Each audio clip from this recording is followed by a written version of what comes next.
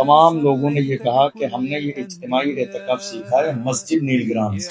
ہندوستان ملک کے شہر بھلواڑہ کا یہ اجتماعی اعتکاف ان 5 وجہ سے اتنا خاص ہے۔ يا من ألفت قلوبا بالإسلام يا حبيبي يا شافعي يا رسول الله۔ 5 چیزیں جو خاص ہیں یہاں کے اعتکاف میں۔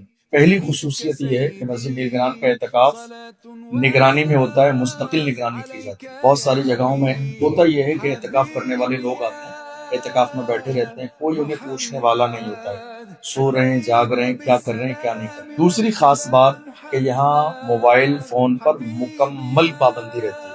تیسری خصوصیت کہ یہاں الحمدللہ باضابطہ ایک سلیبس مقرر کیا گیا ہے دینیات کورس کے اعتبار سے، یعنی جو پہلی بار بچہ بیٹھتا ہے اس کو پہلا، جو دوسری بار بیٹھتا ہے اس کو دوسرا پارٹ، اور جو تیسری مرتبہ بیٹھتا ہے اس کو تیسرا پارٹ پڑھایا جاتا ہے۔ چوتھی خاص بات یہ ہے کہ صرف پڑھایا نہیں جاتا ہے کہ آپ نے پڑھ لیا 10 دن گزار لیا اور جائیے، باضابطہ تحریری اور تقریری 100 نمبر کا ایگزام بھی ہوتا ہے۔ 5ویں اور خاص بات یہ ہے فرسٹ سیکنڈ تھرڈ جو بچے آتے ہیں ان کو انعام دیا جاتا ہے۔ آسین سے ہمارے ایک بڑے عزیز بھائی ہیں، ان کو ہم نے اپنی طرف سے عمرہ کا ٹکٹ بھی دیا تھا۔ مسجد نیل گرام کے اعتکاف کی خاص بات یہ ہے کہ 5 جو طاق راتیں آتی ہیں ان 10 دنوں میں، الحمدللہ ان 5 راتوں میں درس بخاری شریف کا پروگرام ہوتا ہے، اس کے بعد اجتماعی ذکر ہوتا ہے اور دعا ہوتی ہے، اور اس کے بعد پورے شہر سے جتنے بھی ہمارے لوگ اسلامی بھائی آتے ہیں ان سب کے لیے الحمدللہ ان 5 طاق راتوں میں سحری کا بھی انتظام رہتا ہے۔